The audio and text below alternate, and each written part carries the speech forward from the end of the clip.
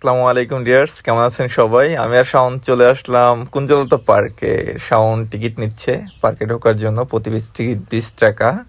এটা হচ্ছে মাদারীপুর ডিস্ট্রিক্টের রাজৌর থানার ইসুপুর গ্রামে। স্পেশালি এটা হচ্ছে একটি family park, most of family মেম্বাররাই আসলে এখানে ঘুরতে আসে এবং আমরাও আসছি ঘুরতে।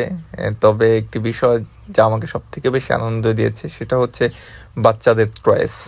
এইখানে বাচ্চাদের জন্য অনেক অনেক খেলার সুব্যবস্থা রয়েছে, তারা আসলে এখানে ঘুরতে পারে। স্পেশালি যদি একটা কথা বলি, এটা হচ্ছে একটি অঞ্চলভিত্তিক পার্ক, আশপাশে কোনো শহর নাই, শহর অনেক দূরে, এই জন্য বাচ্চারা খুব সুন্দরভাবে এখানে খেলা করতে পারে, যা আমাকে সব থেকে বেশি আনন্দ দিয়েছে।